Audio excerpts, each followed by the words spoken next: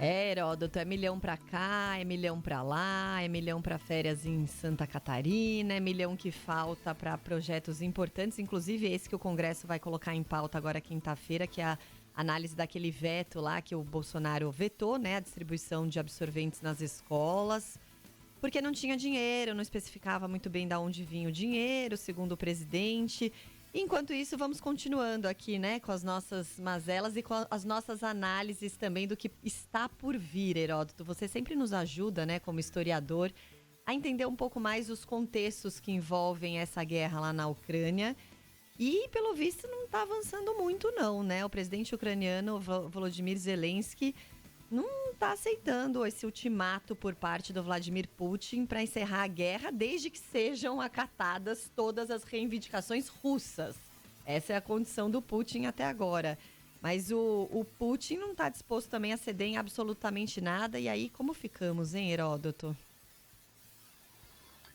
Olha, Michele, eu acho que tem duas coisas para a gente lembrar que são imediatas. Uma, hoje é o Dia Internacional da Mulher, e o mundo inteiro está solidário, principalmente as mulheres da Ucrânia, né, que estão, juntamente com os homens da Ucrânia, sofrendo essa invasão, esse ataque dos russos contra o seu território. O presidente, esse é um ponto. Outro ponto é o presidente Zelensky, presidente da Ucrânia, participou agora, ele faz uma live todo dia de manhã, e ele chamou de genocídio o que está acontecendo, o que os russos estão fazendo em cima da Ucrânia. Quando ele fala de genocídio, ele está lembrando a época ainda da antiga União Soviética, quando a Ucrânia, além depois de ter passado pelo genocídio nazista, passou pelo genocídio liderado por um cidadão chamado Joseph Stalin.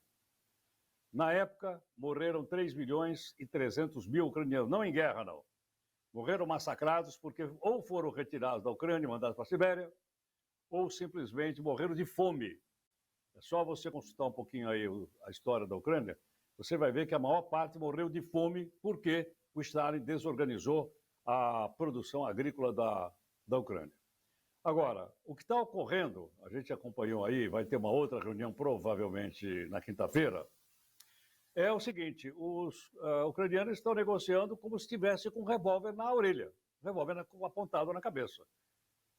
Ou seja, o que o Putin fez foi dar um ultimato. Né? Ou vocês topam, ou eu vou acabar com isso aí, eu vou acabar invadindo tudo isso aí. É exatamente isso que ele falou. Agora, o que é interessante, também para a gente poder entender, até para conversar com as pessoas, trocar ideia, formar a própria opinião a respeito, é o seguinte. O Putin, essa guerra é a guerra do Putin, quer que a Ucrânia reconheça a existência de 3 países. A Crimeia, como país, e aqueles outros 2 na fronteira também como país. Por quê? Por que como país? A Rússia não quer anexá-los pura e simplesmente? Sim, mas de uma maneira soft. Por que isso? Porque a gente esquece que o verdadeiro nome da Rússia não é Rússia. O verdadeiro nome da Rússia é Federação Russa. Por que isso muda? Muda o seguinte.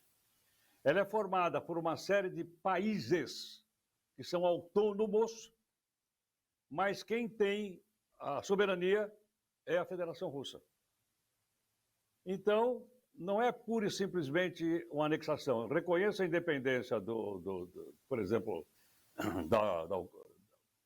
de todas essas regiões, e elas, então, se agregam à Federação Russa, passam a fazer parte da Federação Russa. E, logicamente, se você reconhecer, qualquer hostilidade contra eles é hostilidade contra a mamãe Rússia, que tem as asas abertas sobre todos os países da Federação. Então é bom a gente entender isso, porque fica parecendo o seguinte, os russos estão entrando e vão anexar o seu território. Não, não, não. Né? A anexação tem que ser feita através do reconhecimento da independência. Logicamente, se a Ucrânia faz o reconhecimento da independência, pode até fazer, não sei, né? Mas significa o seguinte, são países independentes que eram parte do território da Ucrânia, que ela perde agora, e eles, então, livremente, abertamente, pedem para fazer parte da Federação Russa, e fazem parte, então, desse conglomerado de países. Em linhas gerais, fica parecendo que a gente está tentando remontar o que havia na antiga União Soviética. Só que na época da antiga União Soviética, a diferença era com outros países, era um pouco diferente. Mas é exatamente isso que o Putin pretende. E outra coisa importante também, que eu vi vocês negociar agora há pouco, no noticiário, para a gente poder explicar para o pessoal por que só agora essa tal dos corredores humanitários foram abertos. Simples. Porque a hora que os russos abriram o corredor humanitário, disseram, podem sair que não vai acontecer nada, desde que vocês vão para leste. Vão para leste é para ir para a Rússia. Aqui para a Rússia vocês podem vir que não vai acontecer nada. Ou então, se quiserem, vão para o norte. Vão para Belarus, que é a nossa aliada. Mas não, os ucranianos saíram e quiseram ir para o oeste, para o ocidente, em direção à Europa, em direção à Europa Ocidental, em direção à Polônia, à Moldávia, em suma, fugir de lá. Aí não pode. Aí eles começaram a bombardear. Então parece que agora, esperamos que isso se concretize, que esses corredores humanitários, para as pessoas escolhem, ou elas quiserem ir para a Rússia, vão para a Rússia. Aí quem não quiser, vai para a Europa. Não esqueça que já tem 1,5 milhão de pessoas que fugiram para a Europa Oriental, ou estão lá na Polônia, aqueles lados, e é provável que isso chegue a 2 milhões ou 2,5 milhões de pessoas. Enfim, é uma tragédia que está acontecendo, né?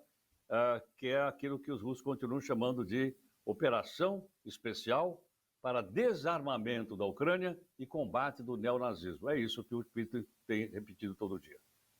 E já passou de 2 milhões, né? Esse número da ONU de refugiados. A ONU, né? A ONU já atualizou agora há pouco. 2 milhões de refugiados já, 2 milhões de pessoas já saíram da Ucrânia. Claro que esse número vai aumentar agora que esses corredores começaram aparentemente a operar, né, Heródoto?